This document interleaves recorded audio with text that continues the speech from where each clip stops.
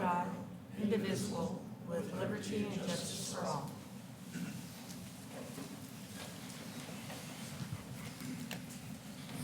Item number 3 is our community invocation. Tonight will be led by Pastor Michael Pearson. He's with Seventh-day Adventist Church on Black Cat. If you will join us for the community invocation or take this as an opportunity for a moment of reflection. Thank you for joining us. Thank you. Eternal Father, we want to thank you that it is your desire to mingle with man. And so we invite your wisdom and your knowledge into this council chamber this evening, that you will bless the council, the councillors and the mayor, city officials and public as we look to the continual improvement of the city of Meridian. And so thank you for being free with your blessings. We pray in Jesus' name. Amen. Amen. Thank you, Pastor Michael. Item 4 is adoption of the agenda. Madam Mayor, Mr. Borton. move we adopt the agenda as published. Second. Have a motion and a second to adopt the agenda as published. All those in favor say aye. Aye. All ayes, motion carried. Council, anything under item 5? Okay, item 6 is future meeting topics. Mr. Clerk, any signups? Madam Mayor, there were no sign-ins for this topic. Okay, thank you. So we'll move to action items. Item 7. Our first item up is the appointment of our city clerk.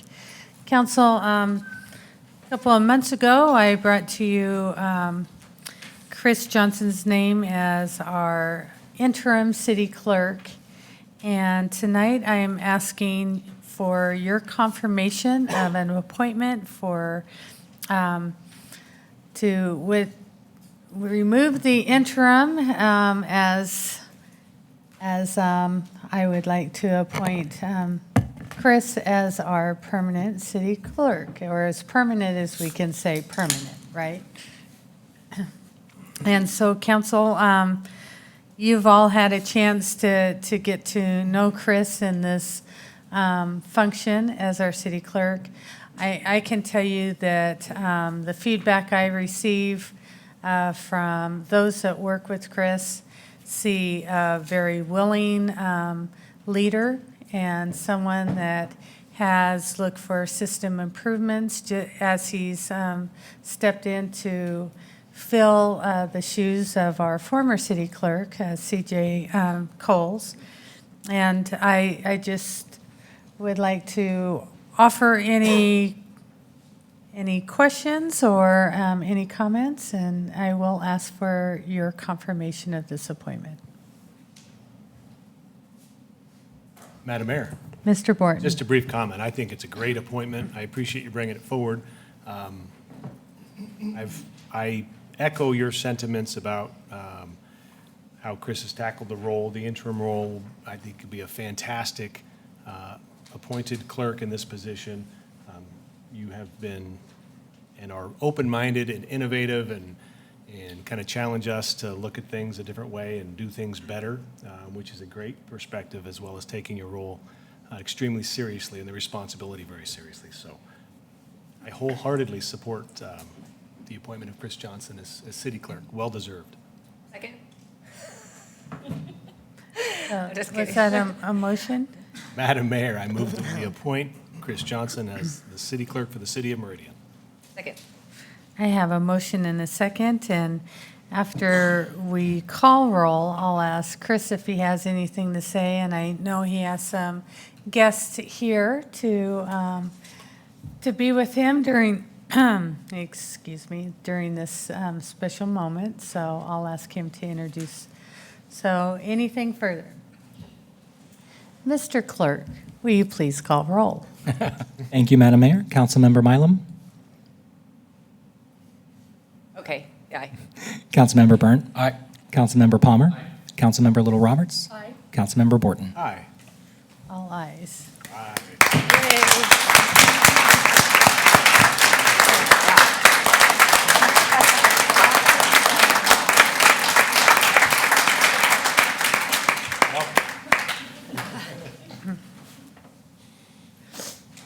Madam Mayor, Clerk. members of council, thank you for the opportunity. I came on board last February 2018.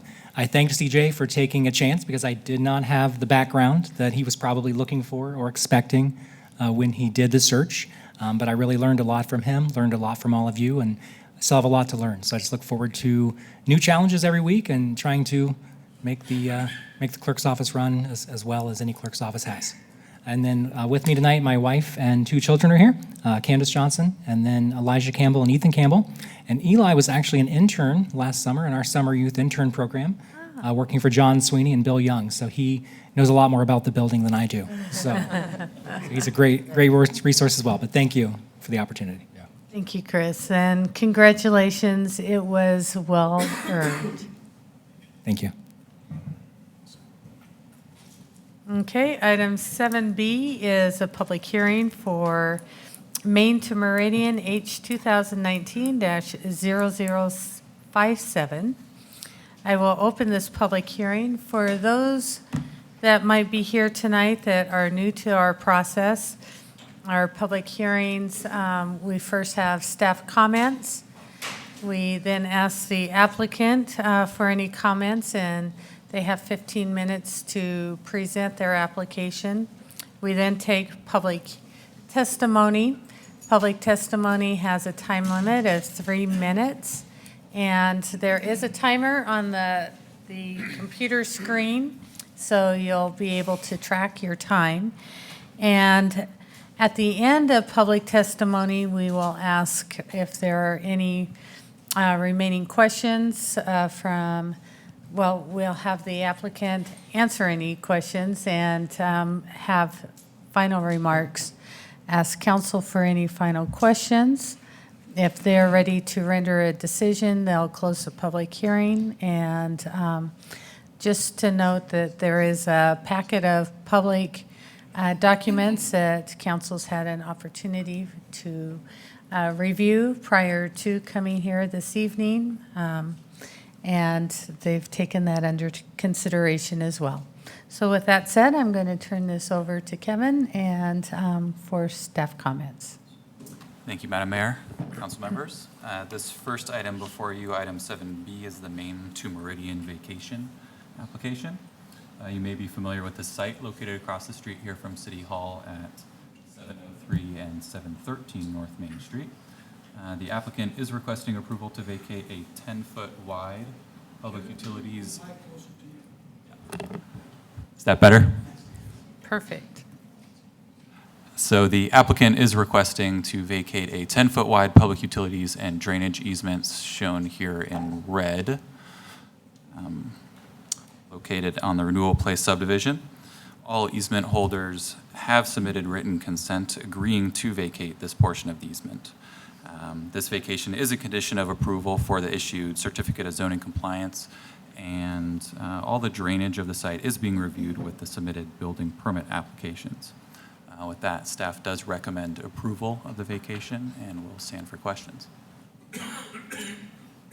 Thank you. Council, any questions at this time? Is the applicant here?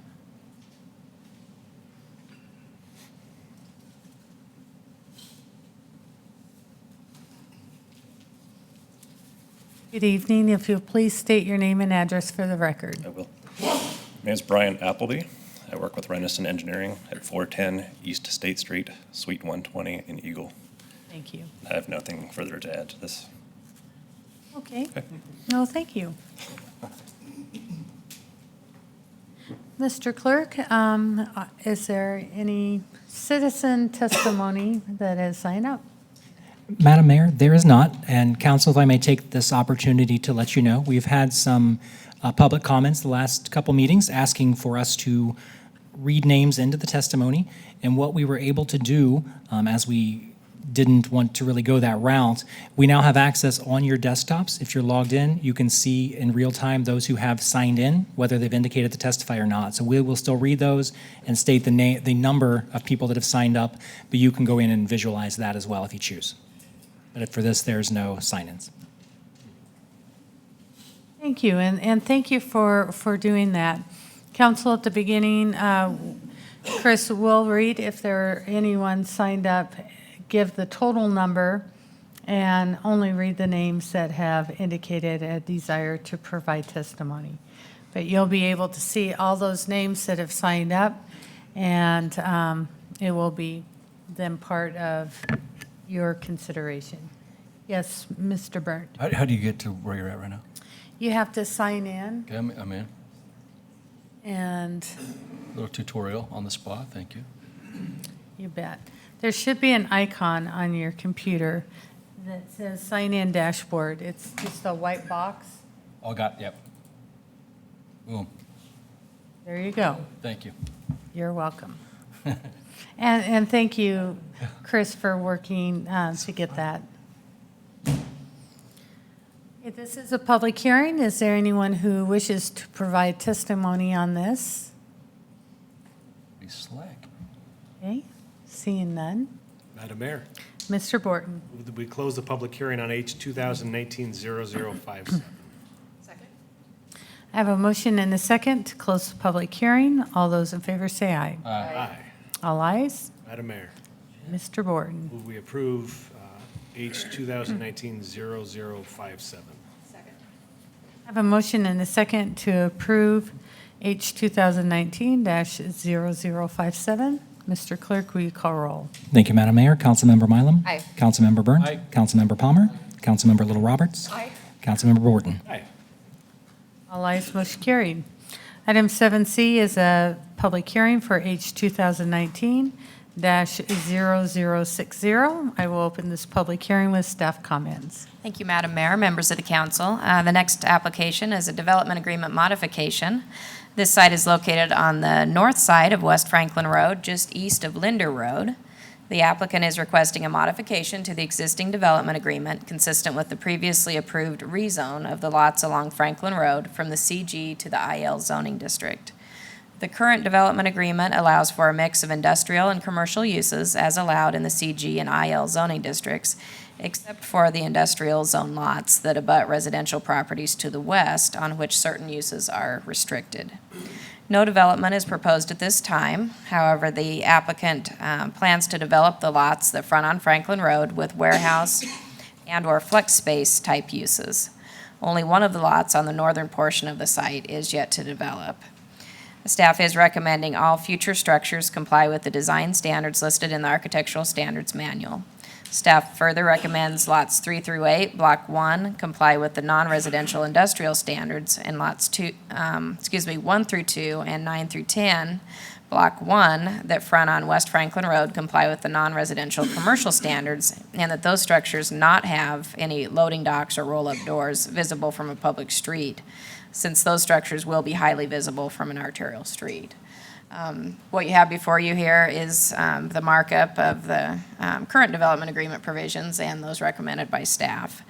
The applicant has submitted written testimony that he is in agreement with the staff recommendation, and there are no other additional written testimony submitted on the application. Staff is recommending approval per the staff report. Council, any questions? Okay, would the applicant like to make comments?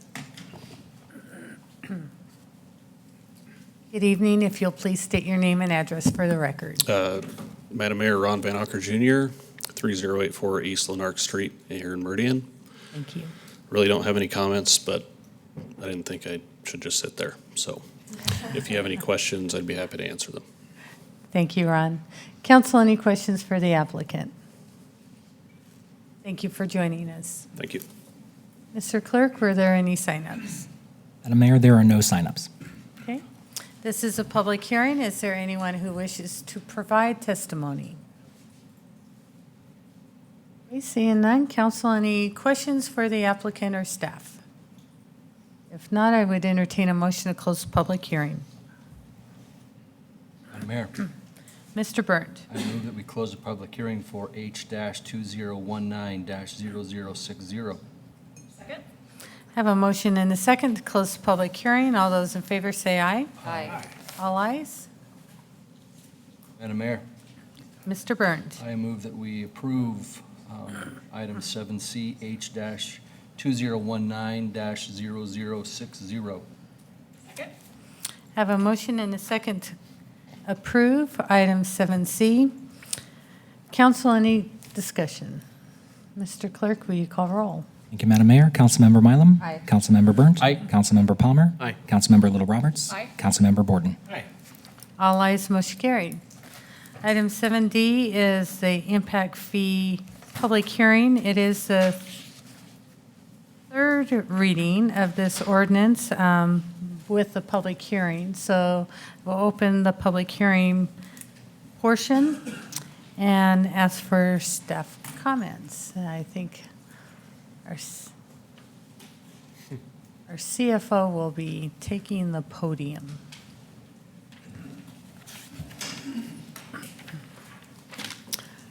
Thank you for joining us, Todd. Madam Mayor, thank you for allowing us to present to you the impact fee study and the public hearing. Members of council, tonight what we'll do for you is we'll give you a quick review of what we presented to you a couple weeks ago in detail. We had the consultant here, Dwayne Guthrie from Raftellus. He presented to you the study itself with all the details and presented a presentation for you, and we had discussions, dialogue during that meeting. Today I'm going to present to you just study highlights. We're going to have, again, Matt Adams from the committee. He's going to be the spokesperson and give you some discussions on the impact fee study itself. And then, again, we'll open it up for public comment and answer any questions that you may have. So with that study highlights, this is straight from Dwayne's presentation. We updated the land use assumptions and development projections. We used our community development department to assist us with this.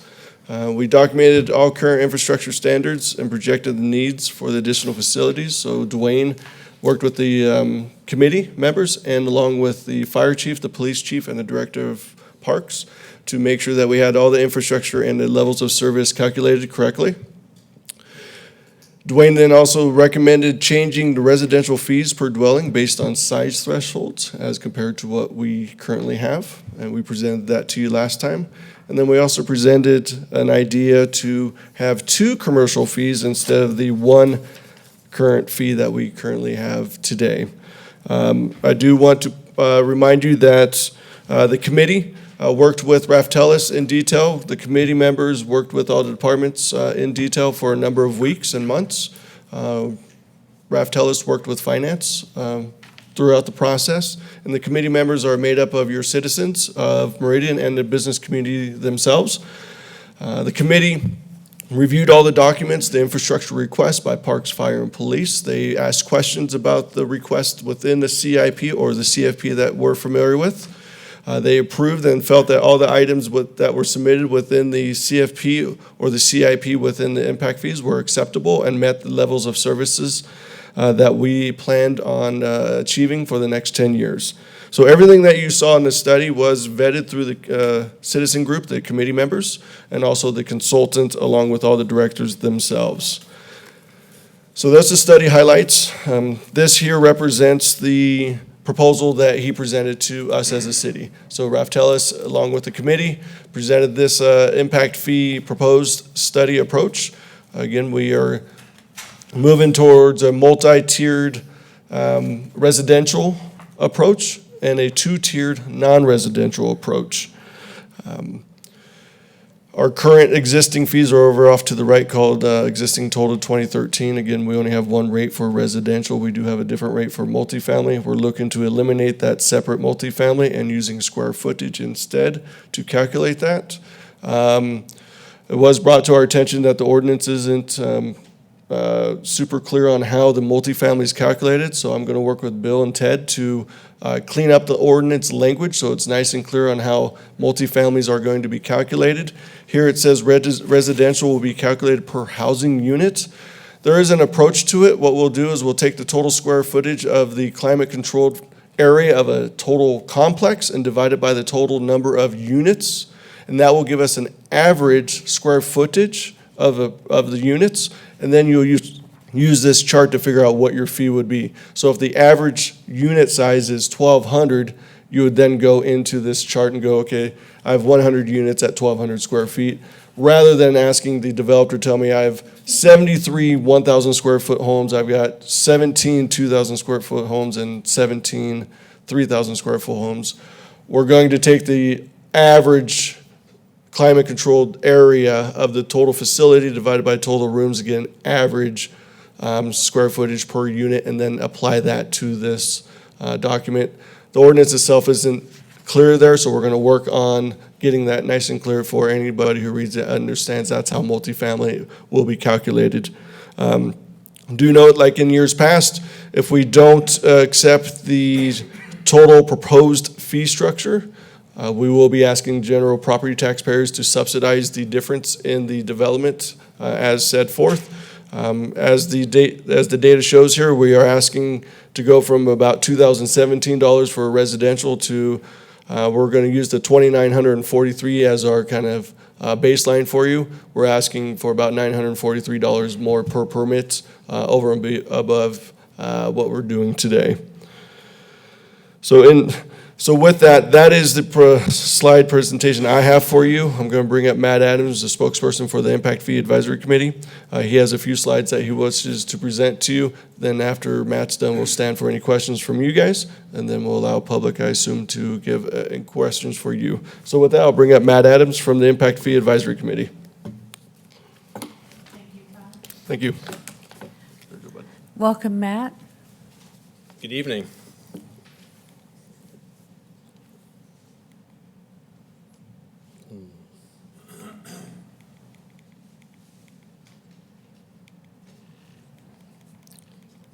Sorry about that. Good evening. I'm Matthew Adams. I reside at 1273 East Legacy View Drive in Meridian, 83646. I'm here this evening as a representative of the Citizen Impact Fee Committee. I'm presenting to you tonight with no personal agenda and no financial gain at stake in this process. I'm presenting to you the opinion of our Citizen Committee.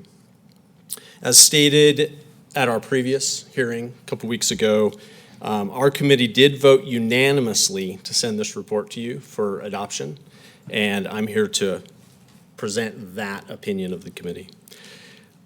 Our opinion is the City Council, this council, should approve the impact fees as detailed in the study and as presented. The City of Meridian must continue to invest in parks, fire, and police infrastructure. To delay, reduce, or otherwise hinder this investment is irresponsible. It is irresponsible to the 114,680 current residents of the city. It is irresponsible to the people that are sure to move to our fine city in the future, and it is irresponsible to our dedicated parks, fire, and police personnel.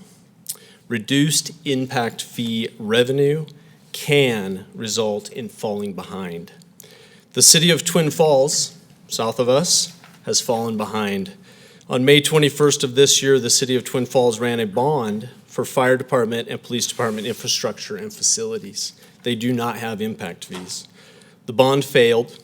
It received 63.45% yes votes, but it failed to receive the 2/3 supermajority.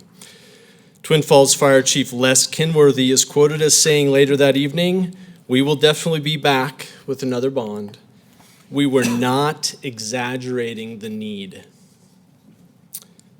We were not exaggerating the need.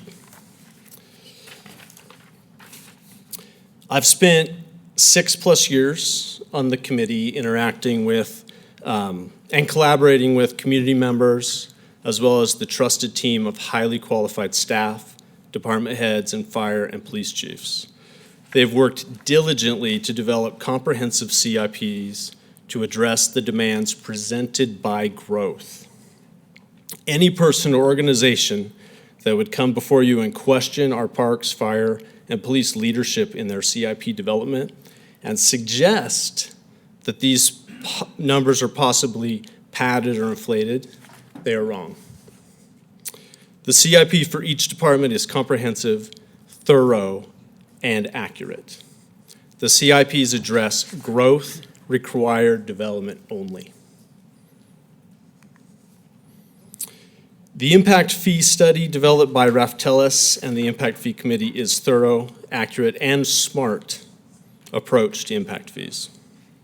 The impact fee study is compliant with state statute. The impact fee study is consistent with nearby cities.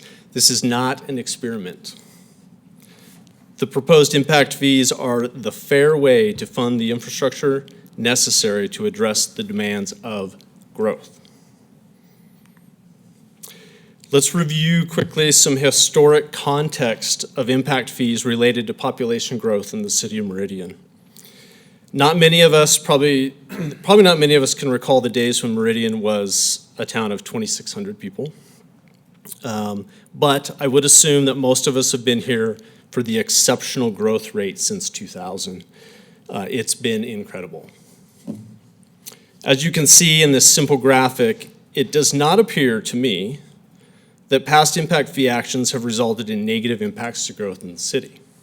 Now, I haven't tracked every one of them, but we can clearly see that in 2000, 2010, and then again in 2018, there is no noticeable trend in population growth that would indicate a negative, a flattening, or any kind of deflation of growth when impact fees were increased, implemented, or otherwise enacted.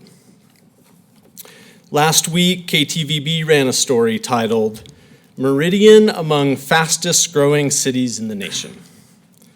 And I say that with positive energy. Some people say it through clenched teeth. The story indicated the following. The city's population increased by 6.1% in 2018.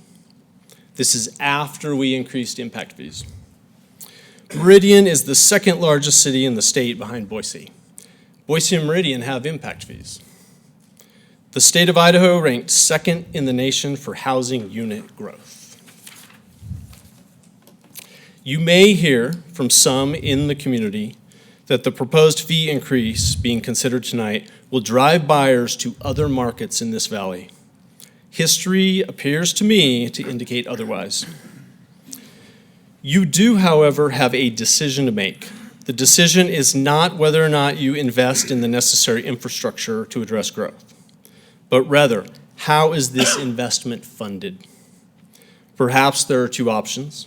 You could collect impact fees that are a direct result of that growth and new development, or you could dictate that the 114,680 current residents subsidize these growth-related infrastructure costs and needs. I want to close with some good press about our fine city. Many of these articles, you see words like low crime, safe, people hang out in Generations Plaza, strong economy, outdoor recreation. So I hear these words and I pause, I consider them. It's clear to me, people are attracted to Meridian's commitment to invest in parks, fire, and police. I read through dozens of articles over the past few days as I prepared for this presentation.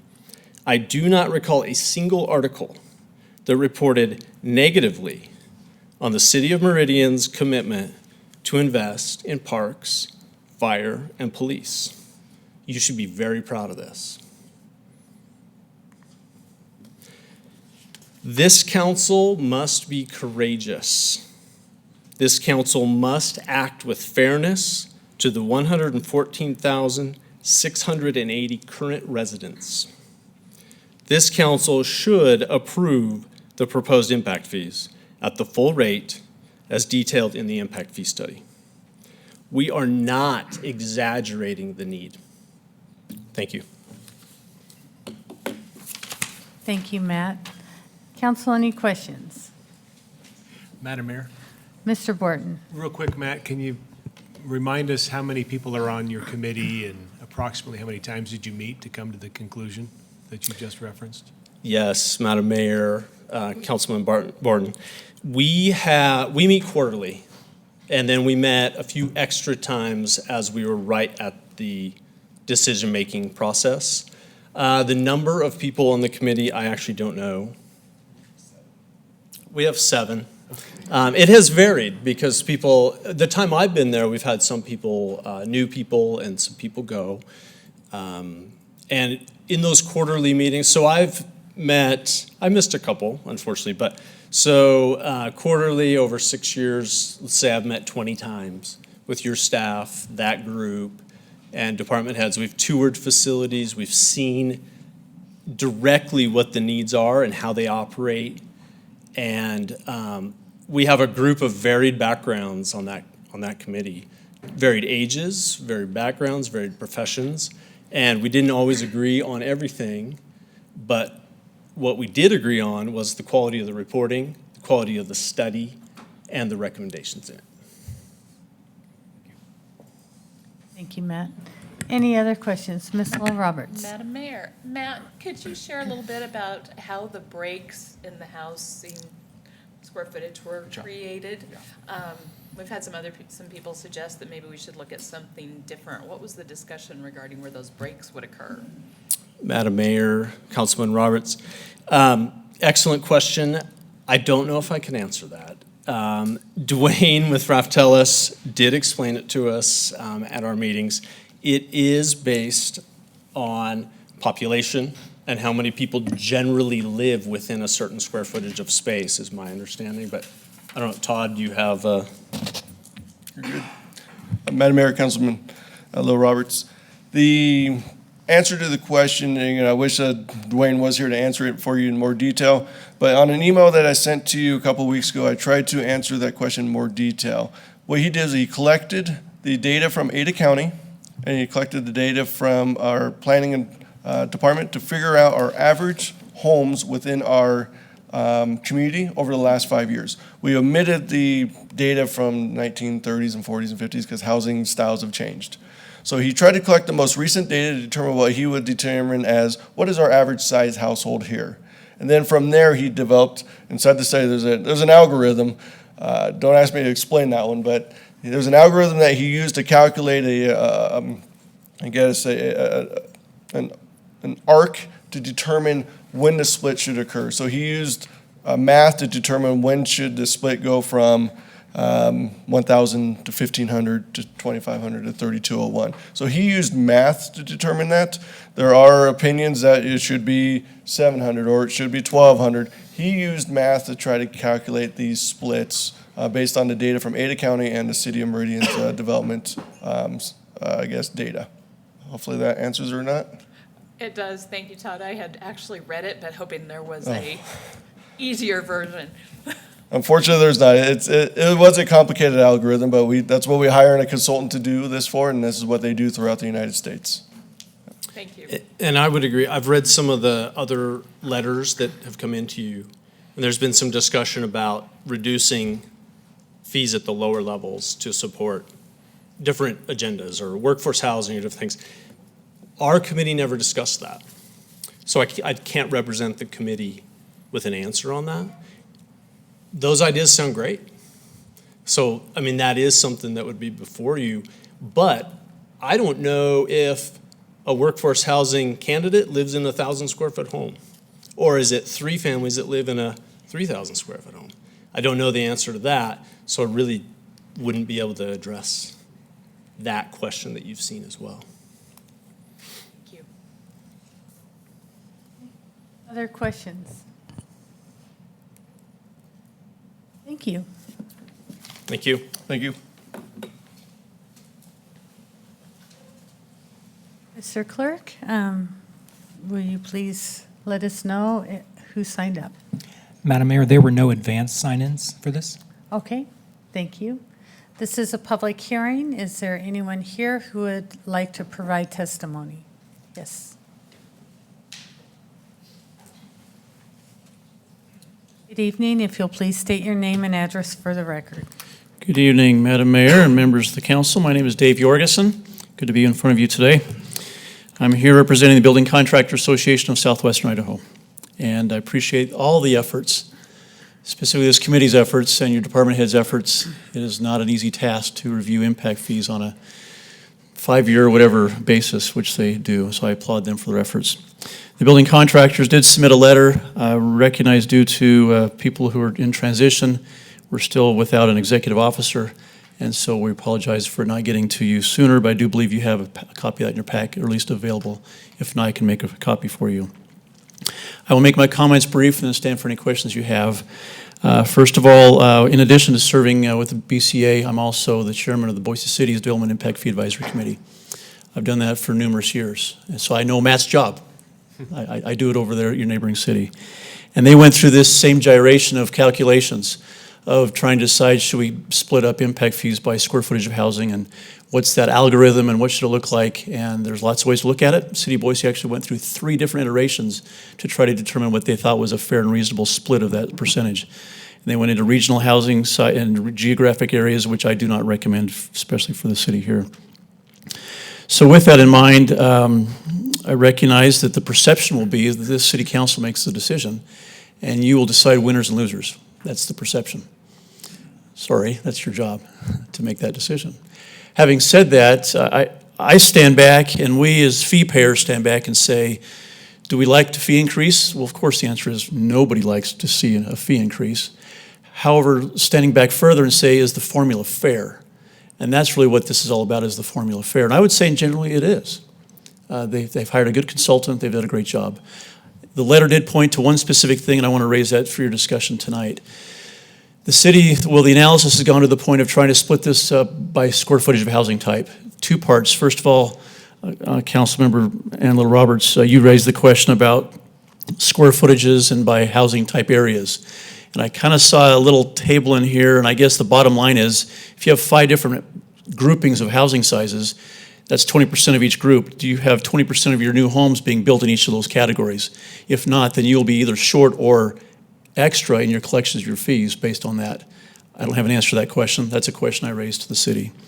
Secondly, with regard to the formula that it's in place, I absolutely trust the departments. They're pretty thorough. I saw the analysis in the reports. I do think the total numbers are fair based on the CIPs they have in place before you. However, I don't think it's fair to split the police and fire fee if you're going to base it on utilization, which is what the park fee is all about, based on number of people in a home or an apartment, whatever your square footage is. Well, I don't know that an apartment versus a 3,000 square foot home, I don't know that the police show up 3 times or more to a 3,000 square foot home than they do for an apartment unit. Or likewise to the fire department being the same way. It's our experience, it's my experience, that it's fairly consistent. You might even see a little higher actual attendance of the police to these small units. So my recommendation would be is for that consideration. Am I out of time? If I am, I'll wrap it up. No, because you are a spokesperson, I will give you the full 10 minutes. Oh, thank you, Mayor, and I won't use that whole 10 minutes. So with that in mind, that's for your consideration. Happy to answer further questions about that, but specifically, when you look at a fair formula, I don't know that it's fair to define the police and fire fee based on housing size. And then the other point is on affordable housing. I can talk all day long about affordable housing. That's not what I'm going to do right now, other than point to some recent surveys and study data based on Meridian wages, based on Ada County wages, based on how high our housing prices have become. For a $1,000 price increase, the price of the home in the Treasure Valley, this is the Treasure Valley, Ada County, approximately 500 people are priced out of their home. That's a fact. That's based on qualifications of your homes. And so it is true that it's a drive till you qualify. Now, Meridian sets your fees, that's fine. And Nampa just raised their fees, which is an offset actually from the way the developer used to pay traffics. And those fees are always a fluid motion. But that's about the number today. It's approximately 500 people are priced out of the home in the market today. So I'm not going to solve your affordable housing problem today, but it's a real consequence. What Boise chose to do is they agreed to a fair formula for all, and they chose at the very lower level to actually subsidize with government, with general funds. That was the decision Boise City made. I'll stand for any questions you have. Thank you. Council, any questions? I guess I would challenge BCA to bring together a work group to talk about affordable housing. Mm-hmm. We've had these conversations, and certainly we had the conversation more recently after the speaker you brought in. And affordable housing is much larger than impact fees. Impact fees are growth fees that help ensure that growth pays its way and that our taxpayers that live here today don't shoulder the burden for growth. And that, I think that's why it's prescriptive by the state, and we go through extraordinary lengths to meet those thresholds of the numbers that we need to prove before coming back to a determination of what those growth impact fees should be. But I do think that there needs to be a conversation, and we all need to be a part of it. Certainly, government is always the low-hanging fruit that is the easiest one to say you need to lower your fees, when those fees are really to offset growth pains to existing taxpayers. So I would work with you, Dave, to convene a group to start having those discussions, because it is worthy of a discussion. There needs to be something that we can bring forward to address that. I don't know if you want me to respond. Happy to. First of all, I already made a note, and I agree, and it's not going to be solved here tonight. City of Boise's had several workshops. A lot of it just comes down to supply and demand, but I also recognize your comp plan's an effort now. That's another vehicle to try to accommodate the right location for smaller housing, which then can drive towards more affordable housing in the right locations. So yes, look forward to continuing to work with City of Meridian on trying to solve, or at least do our part to try to solve that. Thank you. You're welcome. Madam Mayor. Ms. Mylum. Well, first of all, I really appreciate all of the work that the committee has put into this. But I understand what Dave is talking about with fire and police, and I think this is worthy of a discussion.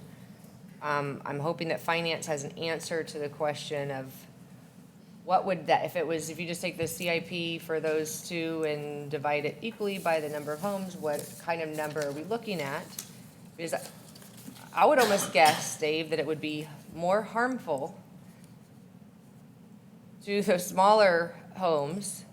So unless you're building nothing but 3,000 square foot homes, that number is going to be quite a bit higher on the smaller homes. So I don't know that that would really be beneficial to exactly what you're saying we need. You know, see what I'm saying? So it's kind of contradictory to each other. But I do think it's worthy of discussing. And maybe something from police and fire on any statistics they might have. There's a lot of questions for a lot of people. You want me to respond to that, Madam Mayor? Yes, please. Councilman Island, you are absolutely correct. They conflict with each other. But in the analysis of a fair formula, they have to both be discussed, in my opinion. And you're right. And yet at the same time, on the park side, if we keep that in the same vein, which is actually frankly where almost all the increase in the fee is. When you look at the total cost, the parks, I think it's like 88% or something close to that for the average price is going up, whereas the price actually going down on the park side for the little smaller homes. So the net difference, I think, would still be a net decrease. It just wouldn't be as much of a decrease if you flatten that fee for the police and fire. Thank you. You're welcome. But I think you're right. I would defer to the police and fire if they want to answer to where do they spend more of their time. Yeah, and we'll save that for him. Any other questions for Dave? Thank you. You're welcome. Thanks again. I guess.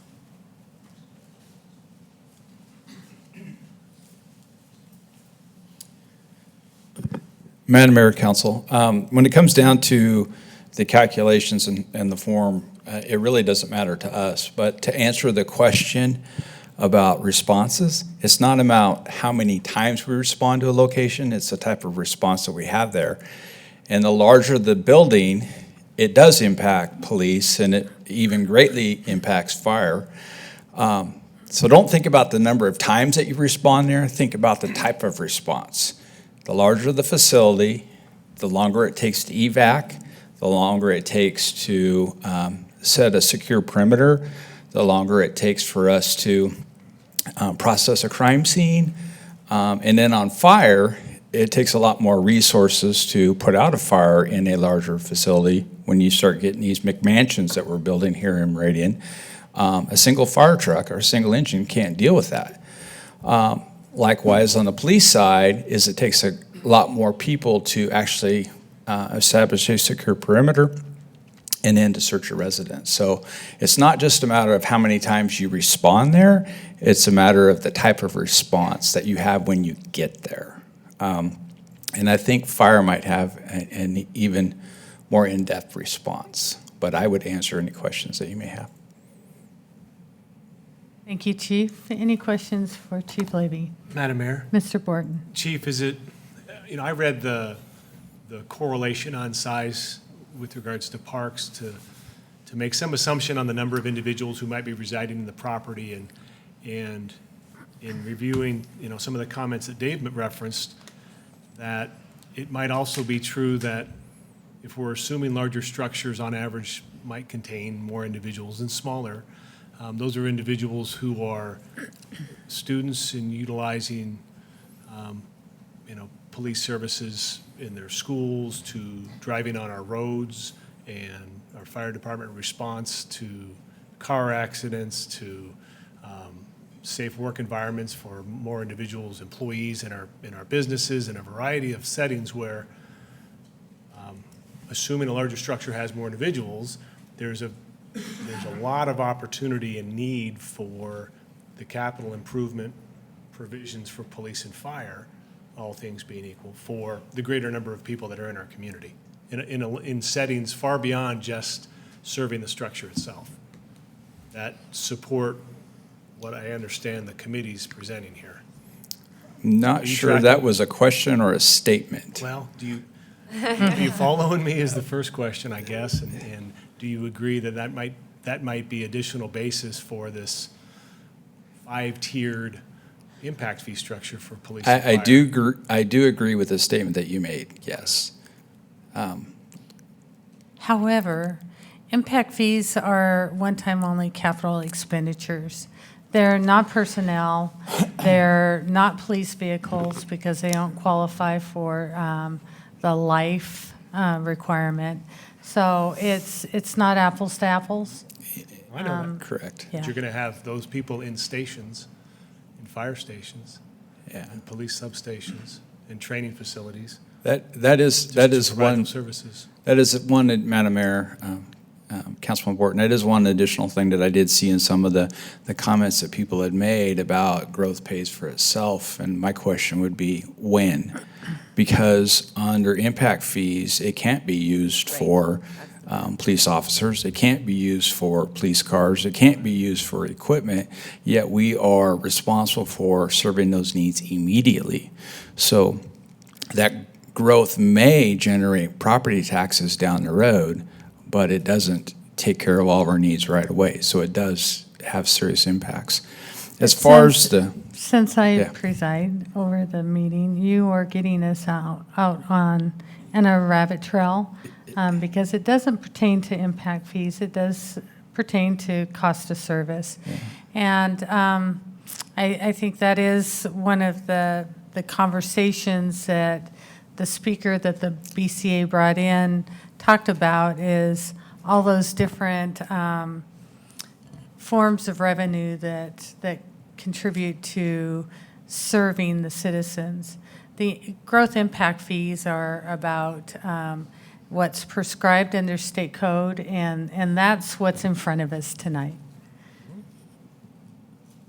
So the vehicles, the personnel, that's Yeah. caught up in your property tax that helps cover the gap. I apologize, Madam Mayor, if I wasn't clear. I understand that very clearly. Okay. And that wasn't the intent of the I question. think it was my fault. I don't think it was your fault. No worries. But We can move on.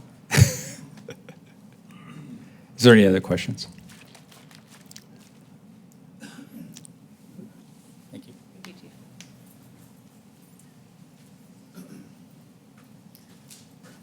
Madam Mayor, Council, it's kind of scary when the police chief talks about the fire lingo as good as the fire chief. He put it very well. But to reiterate and to add on to that, This methodology was new for us as well as department heads, and so we had to kind of wrap our mind around that tiered approach. From fire's perspective, it does make sense. Typically in a house fire, in the homes that we have been building in Meridian, we can send our standard first alarm response, 3 engines, a truck, and a battalion chief, and we can get the job done with those resources. When you start talking about homes that have 5,000 square feet of living space, as you see on the slide, I think they word it climate-controlled floor space, which doesn't include the garage, we add resources to that response, because instead of one search crew going through that house, you're now sending 2. Instead of one attack line, you're sending 2. And so the resource add in these larger homes is having an impact on how we respond to fires. Very similar to PD when they go out and they're doing evacuations and et cetera. So I just wanted to put it more fire-esque and eloquent than Chief Levy did, but he did a great job explaining it. And I'd certainly stand for any questions. I apologize to our Impact Fee Committee that probably heard this bantering They back did. and forth. They love it. Council, any questions for Chief Niemeyer? Thank you. Fire-esque. Well done. Yes. Yes, Denise.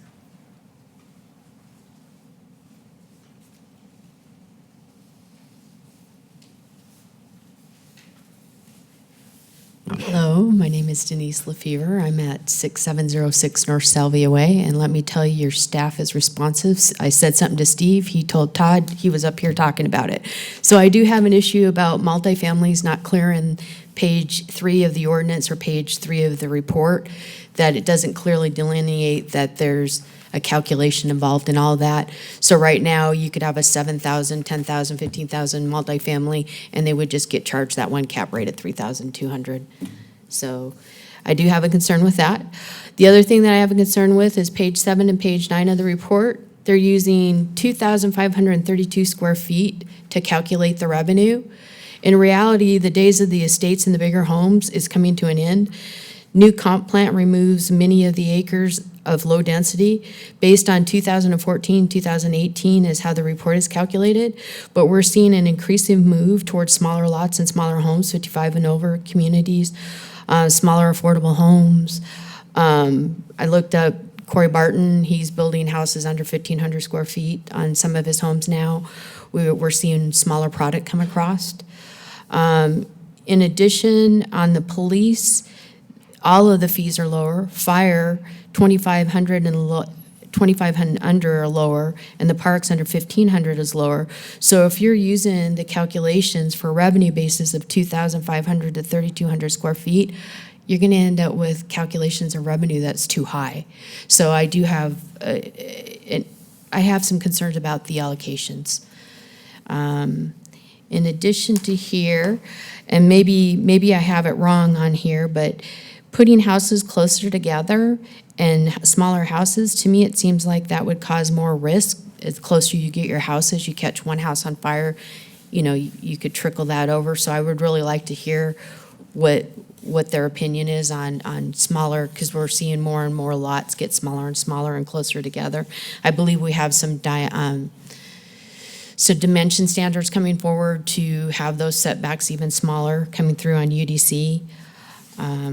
Also on the police, I wasn't really clear after listening to him, the impact of multifamily and what that causes as far as what the response is for multifamily, and I'd really like to hear a response on that. Overall, I'm really concerned about the fact, and we'll do what we need to do. You guys will make the right decisions, but I'm concerned about moving forward before the comp plan is done. We're going through, like I said, taking out the low density and putting in more compressed densities within the comp plan. And without looking at that forward vision and seeing where we're going with affordability for houses and the different product types that we're doing, we may underestimate the revenues, which I'm very concerned that may shift the burden to the current taxpayers and inadvertently tax people out of their homes that already live here. So I do believe growth needs to pay for itself. So, Thank you, Denise. Is there other testimony?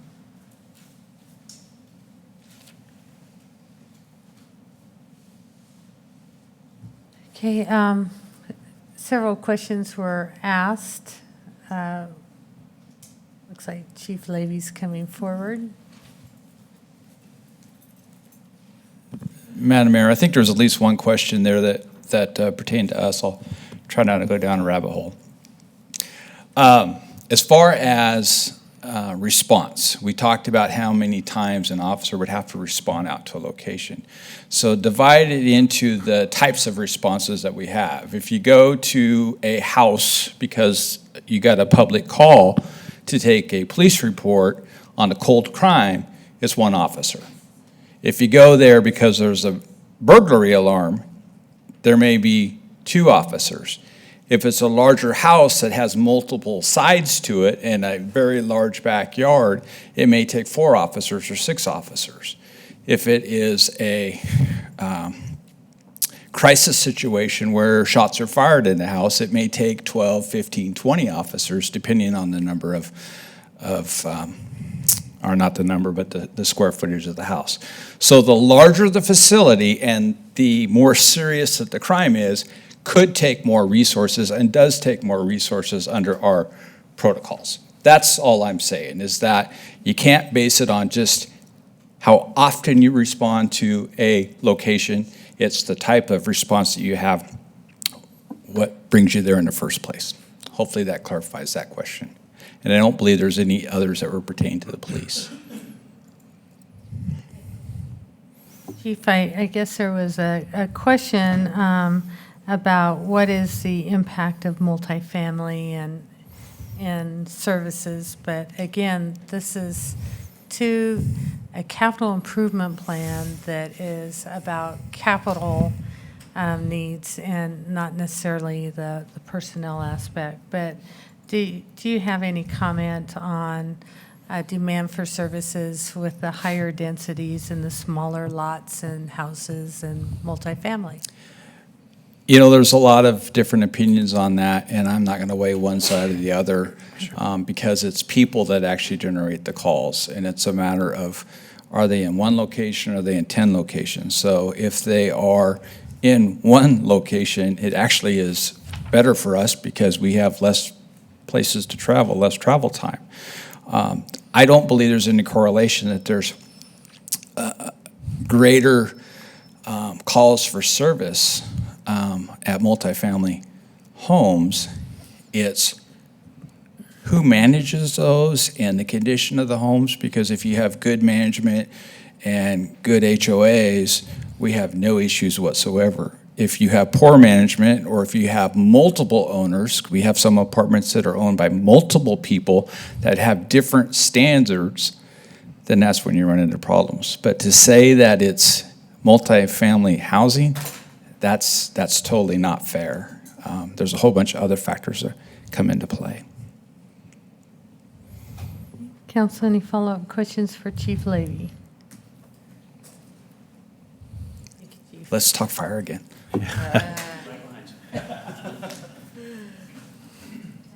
Madam Mayor, Council, I just want to confirm the question. I believe the question was, what is fire's concerns with high-density housing developments? Was that, did I catch that? I think our Okay, perfect. safety services. Yep. So as you can imagine, I mean, if we're just talking anecdotal, a home that's sitting on a 1-acre lot that's fully on fire is not going to have the same risk to other houses as a home that is separated by 10 or 15 feet.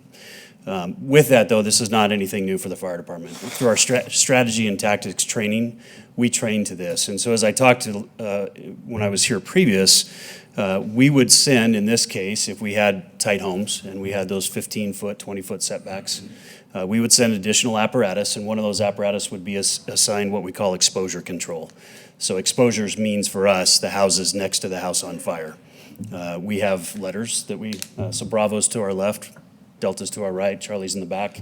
So we would say, pull the line, protect the Charlie side exposure. And so we would protect that home prior to it being exposed and caught on fire, if that makes sense. So we, as part of our CIP, we're looking at that. What resources are we going to need based on the projected growth in call volume and our threats and our risks so we can meet those? Thank you, Chief. Thanks. Madam Mayor, if I can tag on to what Chief Niemeyer said. So to answer one of Denise's questions, when you get those buildings that are closer together, there are building code requirements for fire separation for those structures. And then when you have those duplexes and fourplexes and stuff, they are separated by firewalls. It's all in the building code. So there are avenues to protect those houses that are close together. There are requirements that have to be met. And then to tag on to the question about multifamily, we did a very unofficial search into our multifamily residential's or multifamily buildings, and we found, this was a couple years ago, that one single building will generate roughly 2 calls a year for the fire department. And again, that was a couple years ago, we just did a quick run on numbers, and that's kind of what we came up with. So, like Chief Levy said, you get more people, you're gonna get more calls. So that is a factor. Thank you. Hi, Todd. Madam Mayor, I believe there's a question, a concern about the mathematics utilized in calculations. Just want to reiterate that the calculations conducted by Raftelis, the consultant, they were vetted through the committee, vetted through us. There's also information within your study on page 7, page 14, and page 20 that support the mathematics and how we came up with the tiered approach. If we went with a flat rate, at the bottom of every graph, it shows what the mathematics would be to answer kind of what Genesis was asking, what would the rate be for police or fire? Using the example on your screen, on page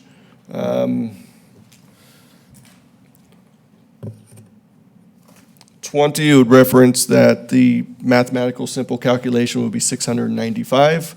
If we just had a flat rate, we're proposing 693, and hence why the using the algorithm to divide them, figure out your spread. That is how we determine the yellow highlight on this screen, is dividing the total number of permits into the total value of needed to be collected, so we can have a flat rate to compare it against our current methodology, which is the 2013 methodology.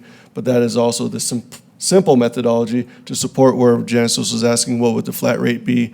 So it's a double check to make sure that if we did collect the number of permits that we're expecting, we still will be able to collect the necessary revenue to support this study as presented to you. And I believe that was the only financial question. Council, any questions for Todd? Okay, Thank you. Okay, is there any further public testimony? Council, any additional information needed from staff or any of those that are in the audience?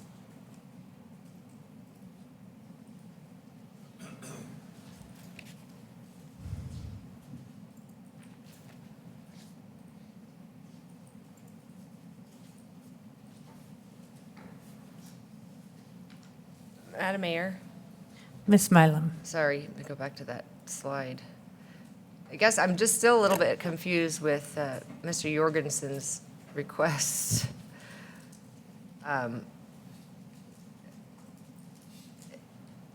If you wanted a flat fee, which would be $695 for fire, that's almost at the top end of the tier. So it seems to me like that would be better for the city and and worse for the building community. I'm going to ask you a question so you can come up. So Yes, do you, knowing what that number, do you still feel the same way that just seems like much higher for the building community? Madam Mayor and Councilmember Mylum, I was not advocating for $695. I was advocating for a flatter fee, whatever that number is.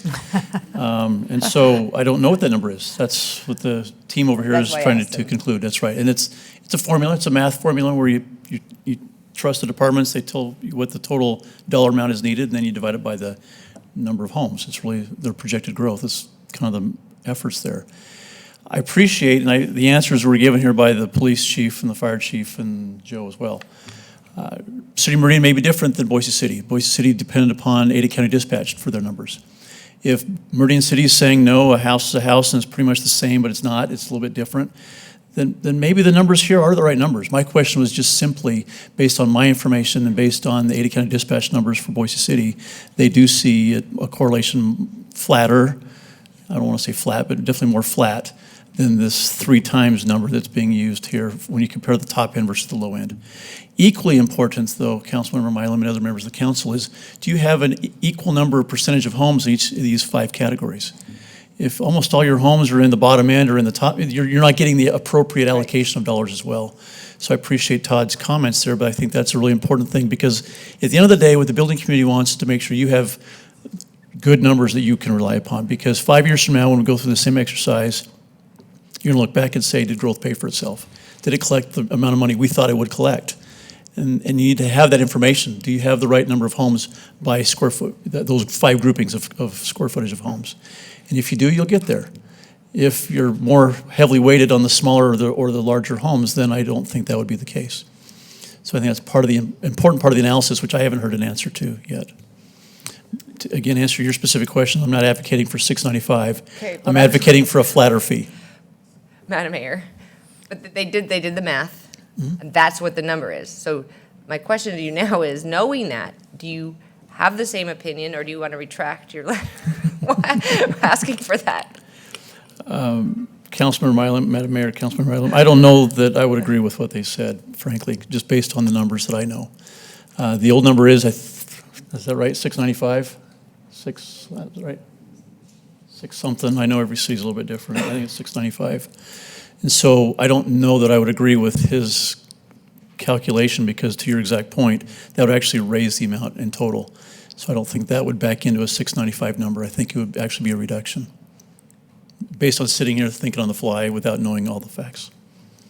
And I'm not advocating for that either. I'm advocating for your total divided by a fair formula. You're welcome. Thank you. I don't mean to take up your time. I guess at the end of the day, it's a snapshot of time in time that you base your calculations on. And you can look back over the last impact fees with the rate of cost increase and inflation. We didn't even come near to collecting what we needed to collect in that growth impact fee. It is a snapshot in time. And I think that this study is the best I have seen in what we have done to meet the intent of the state code and to do right by both our existing residents and the growth that is yet to come, and finding a fair formula. And I guess at the end of the day, that's what we're hoping for.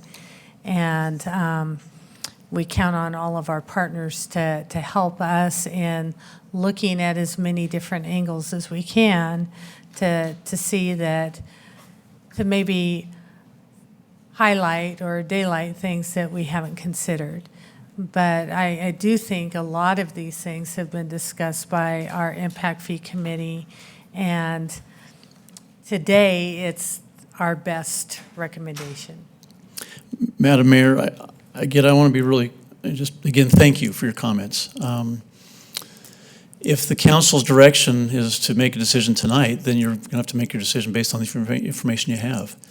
If you're thinking about pulling back just to get a little bit more information, then you would have adequate time to determine these questions that were raised. If you want to have a flatter fee for the police and fire, for example, or an equivalent or nearly equivalent number of homes in each of those 5 categories. Again, you want to make sure you're collecting the right amount of money for the city. You don't want to be shorted because you thought you'd have this, and yet you have a whole bunch of smaller multifamily units coming up, and they're paying a whole lot less. Again, you're going to say growth didn't pay for itself. The answer would be then, well, multifamily didn't pay for itself. And Dave, it's kind of funny because I swear 5 years ago you were standing in front of us saying, don't make it a flat fee. You need to do it something different. And I think that it will always change. Madam Mayor, again, I'm not here at all to argue, but to support that comment. I do support what the Parks Department's doing, splitting it up on a per household size basis. That's where the utilization is. And if the police and fire chiefs are telling you that it's the same for homes, well, then let's stay with what we have here. It's just whatever the data is. I'm a data-driven answer person here. It's not trying to drive an agenda by any means. It's really trying to make sure that it's a fair outcome for everybody involved. And that's why I look at it from the formula basis. And I agree. If you have by the way, they're not all McMansions, please, chief. We do have a lot of 2,500 square foot homes. I do know the demographics of society is moving more towards some smaller homes. But having said that, this is the data that you have today, as you've just said, Mayor. And so you got to make your decision based on today. If you want to make your decision based on what you have, and if the police and fire are telling you, no, we actually do send more people out there for the bigger homes, then that's the right answer. I just want to make sure it's a fair formula. Thank you. And I appreciate that. You're welcome. I'll step Madam Mayor. back unless I'm called forward again. Mr. Borton. No, Dave, I appreciate that. I agree with you, and in particular, our police and fire, the data that they've shared here today, I think does articulate and provide that needed data to support this tiered approach. I think the opposite, a single tier, is problematic, because by creating an individual, pick the 585, something in the middle, you're making assumptions now that if going forward, if we're assuming the larger structure correlates with a larger need, which would accelerate the capital improvement that the funds are used for, if it turns out that you build a lot of 1,000-foot homes going forward, you'd be collecting a higher fee. You would not create the proportional demand. The smaller structure has a smaller demand on the capital needs. So you'd be over-collecting by using a single rate. And the same would be true, a single rate, if it turns out going forward we had large structures. That would have necessitated more money to accelerate. So it's good intentions, but it seems like this, in particular with the comments from police and fire, is a much more equitable and accounts for what the market might do going forward. Do we actually build smaller or larger? Well, our revenue stream will adjust accordingly, which seems to be the most fair way to approach it. Madam Mayor, Councilmember Borton, I appreciate the discussion here today. It's a healthy discussion because it's a big deal. It's a lot of money that we're talking about, and at the end of the day, we're talking about the future for the city. I'm not going to answer a question because I didn't hear one. No, I didn't Thank ask, you. Madam Mayor. I didn't ask one other than, I was You agreeing. can make up your own, though. Well, I kind of, while you're here, I wanted to articulate why I'm supportive of the committee's recommendation. And I think what we've heard from police and fire, it just adds additional support to the tiered approach. It seems to make the most sense. Madam Mayor, I would add, so I'm not going to address Councilmember Borton according to Robert's rules, because you didn't ask me a question, but I will ask or address to the mayor's comment about the flat versus tiered approach. I believe the data you saw 5 years ago suggested that the homes in Meridian were nearly the same on a per housing basis. Each home had nearly the same population or number of people per home. That's not true today. You have a new set of data that suggests differently. And so that's why I know those comments were made. So I support the efforts. It's a healthy exercise. I don't like big fee increases, but we understand them. And that was acknowledged in your letter, which was also appreciated. Thank you. Thank you. You're welcome.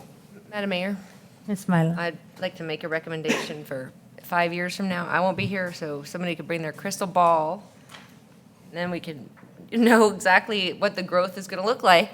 It'd make this process a lot simpler for the future council. Yeah. Try and bring your crystal ball. We'll work on that. I won't be here either. Okay, anything further from council?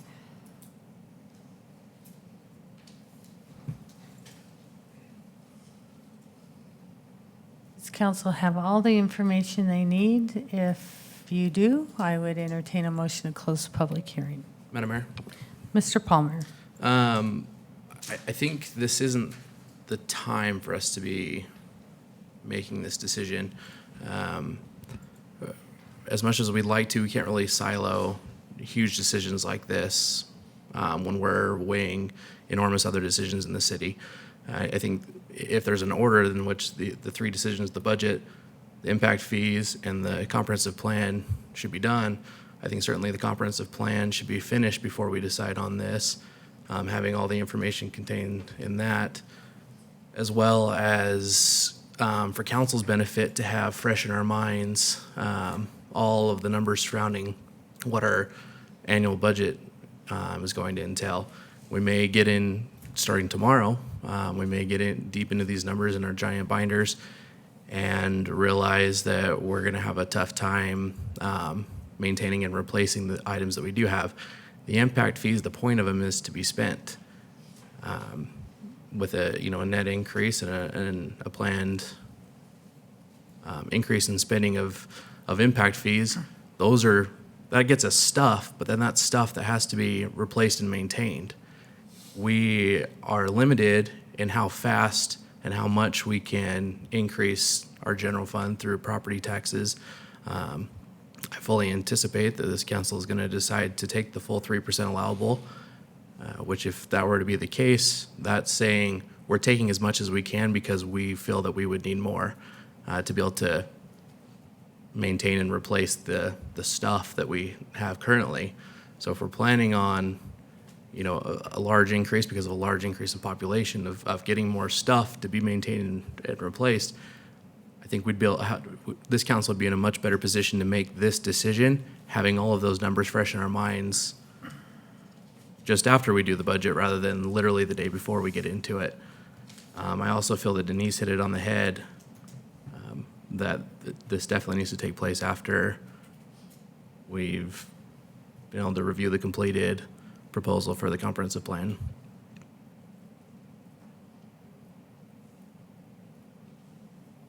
Thank you, Mr. Palmer. Any other comments? I'm looking for direction. Madam Mayor, Mr. Borton.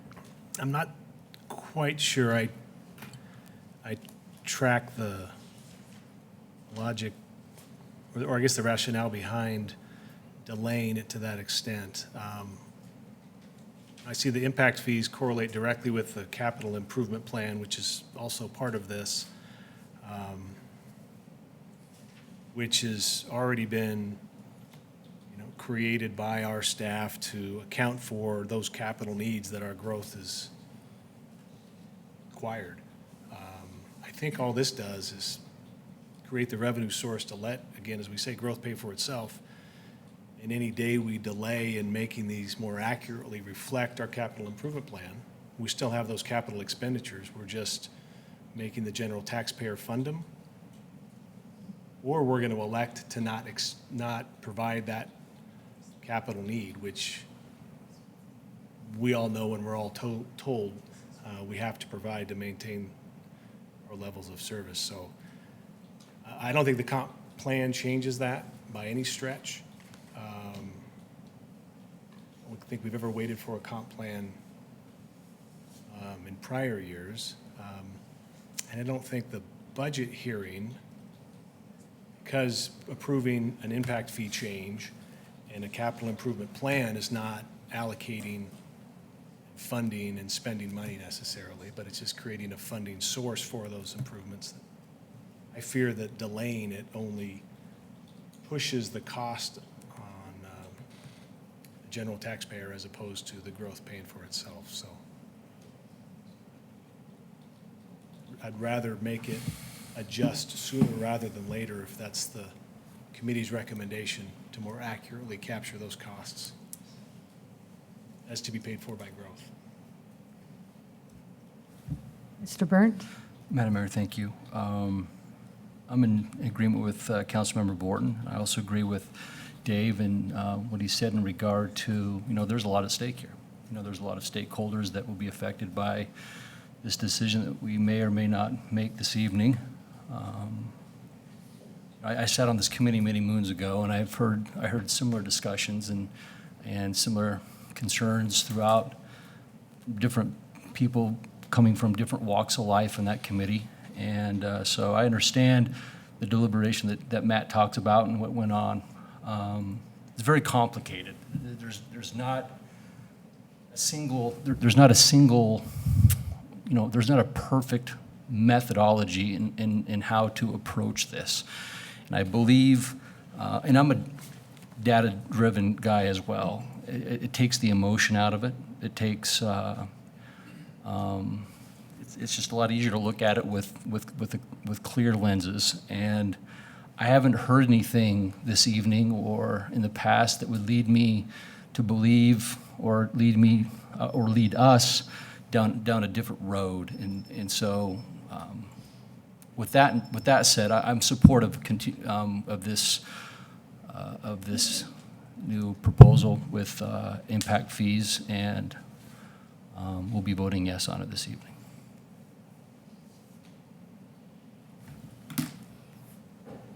Okay, any other comments? If we are ready, we can close the public hearing.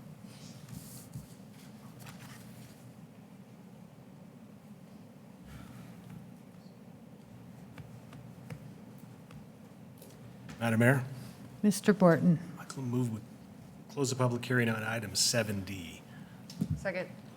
I have a motion and a second to close the public hearing on item 7D. All those in favor say aye. Aye. Any opposed, say nay. Nay. Okay, the ayes have it.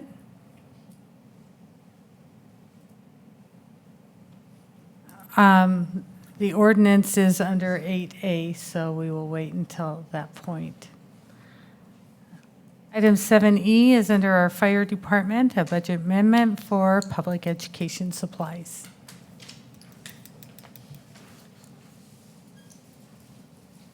Good evening, Pam. Thank you for being here. Thank you very much, Madam Mayor, members of the council. Thank you for allowing us to come to you tonight with a budget amendment for public education. We are requesting a budget amendment for the amount of, and where did it go? You know, these phones. For $12,465. This money has been received by the fire department. We have a donation from the Light My Fire organization for $10,000, and then we additionally have a donation from citizens for $2,465. Those donations that we have received throughout the year were directly donated as a part of our smoke alarm program. For the most part, as we've been out, people just would like to thank us for that and be able to contribute to that program so that program will continue to grow and allow us to be able to purchase more alarms. And so this evening, I'm coming to you with a request that you would approve this budget amendment. It is not going to cost the city any money, if you will. This money has already been received from the public. Thank you. Thank you, Pam. Council, any questions for Pam? Madam Mayor. Ms. Lowe Roberts. Madam Mayor, if we have no questions, one, Pam, I'd like to say thank you for all that you do. And I would like to move that we accept the budget amendment for $12,465 that ends up being a net zero, thanks to Light My Fire and other citizens. Thank you. Thank you. I have a motion and a second to approve the budget amendment request under item 7E. There's no discussion. Mr. Clerk, will you call roll? Thank you, Madam Mayor. Councilmember Mylum? Aye. Councilmember Burnt? Aye. Councilmember Palmer? Aye. Councilmember Little Roberts? Aye. Councilmember Borton? Aye. All ayes, motion carried. Thank you very much. Thank you, Have a good Pam. day. And please extend our appreciation again to Light My Fire. Thank you. Actually, today we had our final wrap-up meeting, and we were able to have that at the Fire Safety Center. And I asked to have it there so that we could show them the work of, the efforts, that we put forward. And so took them all through a fire safety class there and took them through the burn room and everything. And so they were so appreciative of that because we've just never thought to do that. And so all of these years that we've worked with them, they were able to see it. So that was really great. So That's great. yeah, thank you. Thank you. Okay, item 7F is also under our fire department for a budget amendment for engine 39 equipment.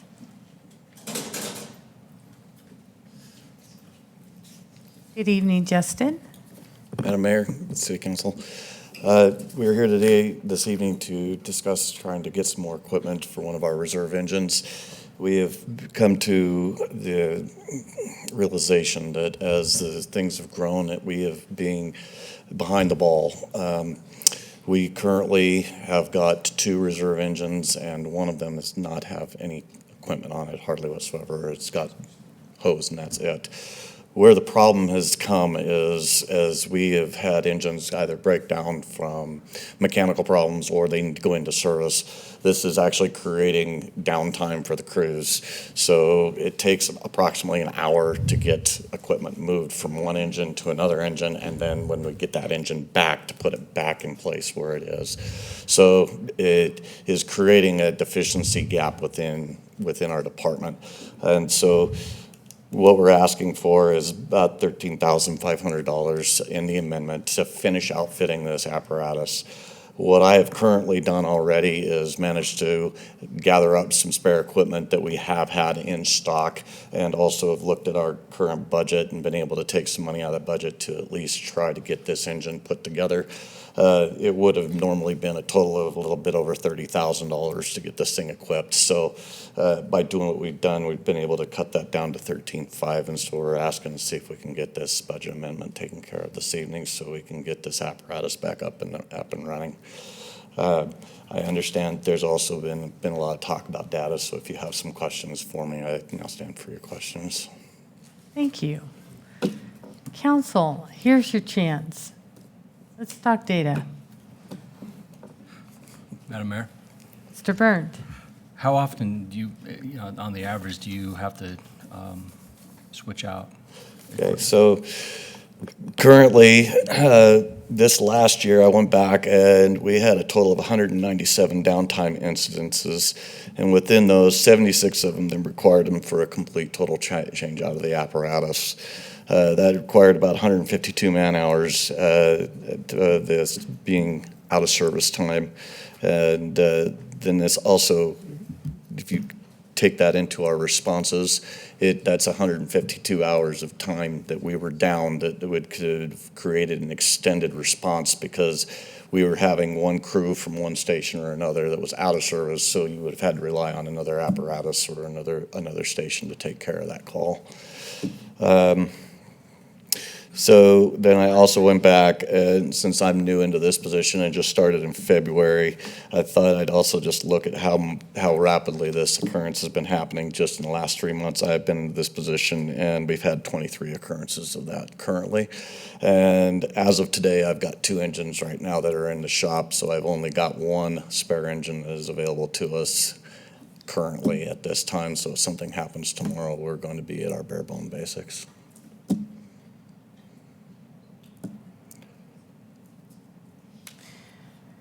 So bottom line, why can't you wait till the next budget year? So what has happened with that is when I came on here, this was something that I didn't know about, and the budget for next budget year was already set. And so if we were to take that $13,500 out of our next budget year, that would be coming out of our general equipment fund that we usually go through already with equipment replacements and things like that throughout the year. So that would probably be why it would not be able to wait till next year. The other thing is we have also got engine 36 that is getting ready to go online in June. I believe the 21st, and it just adds another piece of apparatus to our fleet that's going to be on the road, and so it's actually going to be stressing our resources as far as reserve equipment that much farther. Madam Mayor, Ms. Mylum. so based on the data that you gave us, an engine is breaking down maybe every 3 days. That just seems insane. Can you tell us what it is that puts an engine out of service every 3 days? So 24 of those throughout the year is just basically generalized on just service and maintenance. So you can take that down to 173 times that we've had them out. And so you can also consolidate some of that stuff. Some of this stuff that we've taken is we'll put it as a, shall we say, not an emergent situation that needs to be fixed, and consolidate them down to where it still needs to go out of service. And so it based down here is about 21.6% of these were considered higher critical important repairs is what it ended up being, to where they were pulled out of service for that reason.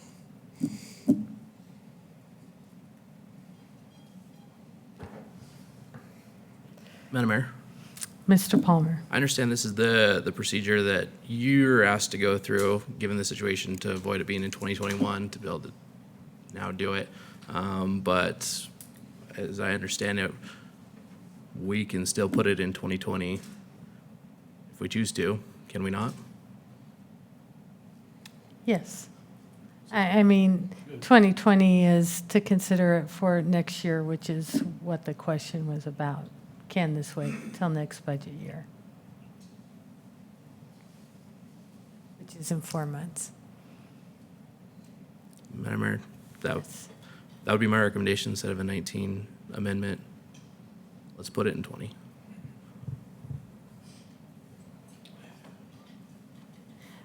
We do tell our departments that we want them to give us a bare bones, what they anticipate spending, and that if they can bring to council a request that shows the urgency, that request will be considered on its merits. And so that is why Justin's standing in front of us today. He feels that it does have merit, and so you do have a couple of choices here. One is to approve this budget amendment so they can address some of the inefficiencies that have been identified through Justin's efforts, or we can wrap that into a request for the upcoming budget deliberations. Madam Mayor, Ms. Law Roberts. given the high number of opportunities, I guess, to use the truck fully furnished, I would think at this point it would be better to go ahead and have another one in reserves, ready to go. It just seems like there's too much downtime to leave, and I would hate to have an incident that we needed all hands on deck in all vehicles available, and for $13,500, we didn't have it. Madam Roberts, Another yes, question in there. that is actually one of the other things that I have down in here is in all reality, our job is to look at the world from a worst case scenario. And so you are exactly right. If we end up having an all hands incident to where all our stations are out and busy and we have to absolutely call people back in, they're not going to have a piece of equipment that's actually functional and be able to be used right now. So that is also another one. Also, there's times to where we have also in the past sent a vehicle to California to assist with mutual aid with those fires. So once that vehicle's gone, and now we don't have anything to back our own city up. So it does have kind of a circular effect and comes right back around to things. Madam Mayor? Mr. Palmer. If it wasn't beyond the traditional deadline to put it in the 2020 budget, and you had the decision today on whether to bring us a 2019 amendment or to plan to put it in the 2020, what would you be doing? I'm not quite sure I follow your question. I'm thinking you're asking me if I would have gone ahead and put this into next year's budget. Is that what you're asking? Or would you have said, this is urgent enough, we're going to do a 2019 amendment? I would say this is urgent enough to do it now. I would also tell you if I would been in this position prior to February, I probably would have asked to have done this in this last year's budget. I can give you just a little bit of history of why this engine is not equipped also, if you like, and it's just basic history. It can start clear back when I started here 16 years ago, and it's just things that have happened in the past where when we tear down a piece of apparatus or we have cascaded it, so to speak, so we're not just replacing it and throwing it away or selling it, we're actually going to keep it as a reserve. We've taken in the past the equipment off of that apparatus and put it on the new one, and that's how these have ended up pretty much bare bones. And so over the years we've attempted to try and get these other apparatus little piece by piece, get some equipment put back on them. As we've grown, that just hasn't worked. Madam Mayor. Mr. Palmer. And that satisfies me. I was just attempting to reconcile the urgency that's being spoken about now with what's typed in here, talking about, well, because we are already into the 2020 process, it would be 2021. So on paper, it doesn't look as urgent as it's being explained. So if that's the case, that regardless you'd be wanting a 2019 amendment, I'm fine with that. Madam Mayor, if I could just jump in real quick. We talked about this at length. The beauty of putting on a logistics chief is we find things that we didn't know were problems, lying in wait, to use a Gordon Graham term. And this is a problem lying in wait. So having a piece of apparatus that could go out at any point in time and be needed at any point in time and not having the right equipment on it for the firefighters to do their job was concerning to me. So we discussed this as a staff. We did discuss the FY20 budget versus the FY19 budget amendment. As you know, I don't necessarily like doing amendments. It's not my favorite thing to do, to have us standing before you. But we felt this was critical enough to bring before you tonight to make sure that reserve is outfitted. We're coming into fire season. We're coming into summer. Call volume increases, and without the proper tools on this apparatus, if we have to put firefighters on it, we're not doing our job to make sure that they're safe. So that's why we're bringing it forward now. Thank you, and Justin, I appreciate all the numbers you brought with you tonight. Any welcome. follow-up questions from council? Okay, Madam Mayor. Ms. Lowell Roberts. Madam Mayor, I move that we approve the budget amendment for Engine 39 equipment, $13,500. Second. I have a motion and a second to approve item 7F, the request for a budget amendment to equip Engine 39. Any discussion? Mr. Clerk, will you call roll? Thank you, Madam Mayor. Councilmember Mylum? Aye. Councilmember Burt? Councilmember Palmer? Aye. Councilmember Little Roberts? Aye. Councilmember Borden? Aye. All Thank you. ayes. You pass your initiation, Justin. All right. Thank you. Okay. Item 8A is ordinance 19-1827. Mr. Clerk, will you please read this ordinance by title? Madam Mayor. Yes, Mr. Neri. Madam Mayor, before Mr. Johnson reads the third reading, I guess I was asked, there's a couple things that were brought up in the public hearing. One was the request by Mr. Lavoy for some rewording to clarify the average size for multifamily. So we do need to make an amendment change if that's the council's desire to do what he requested. Secondarily, in the ordinance itself, there is a blank, if you've looked at it, for the effective date. Mr. Lavoy had previously stated that because there is a little implementation time that's necessary to do this, that the request was to implement October 1. So we can, if you'd like us to make the amendment, and if there's any other amendments you'd like us to make, we would suggest delay the third reading until we make those amendments, and then you could do your third reading of the ordinance, and then we could insert the effective date of October 1 as well. Okay, any discussion from council or follow-up questions for Mr. Neri? Madam Mayor, Mr. Borton. is that a next week to incorporate those language change, or? Madam Mayor, members of Councilmember Warden, if the only requested change is the language regarding multifamily, yes. If there's others, depends on how many there are.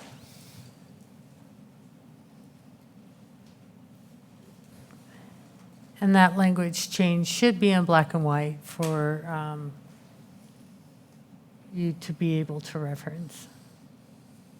Yes, as I understood it, Madam Mayor, really all the direction is right now it makes it sound like one generic thing for all sizes. And I think we're just simply adding language that on a multifamily unit or a multi-housing unit, it would be based on the average unit size per the entire unit. So that's a fairly simple change if that's the direction you wish to go. Do you need a motion to give you direction on that, or you just bring new language back? Either way, you could either do it in the form of a motion, if simply the direction, because you'd like to read it, if that's the direction the council has as a group of the consensus, that's certainly fine. We can, again, craft it. You could still discuss it at your third reading if you want more tweaks than that. But that's the way I understood what Mr. Lavoy was requesting. And if that's your understanding as well, your direction's satisfactory. So.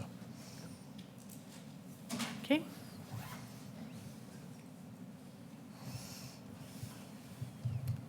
So council is the consensus to bring this, to continue the third reading to next week and to have that language clarified in the ordinance to be considered. Yes.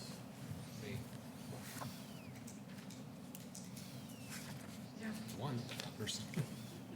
Yes? Okay. Okay, I guess I have enough indicators that say we will continue the third reading to next week's agenda. And I'll move to item 9. Madam Mayor? Yes. Sorry. Mr. Vorton. Before we get to that, can it be, and Dave, you might be the member of the public, but we've got a 4:30 or a 6. Think we could do it at the 4:30 work session, perhaps? Public hearing is closed. It's up to you. Okay. 6 o'clock, keep it at 6? Okay. Mind? Right. Okay, any items under item 9? If not, I would entertain a motion to close this meeting or adjourn. Move that we adjourn. I have a motion and a second to adjourn. All those in favor say aye. Aye. All ayes.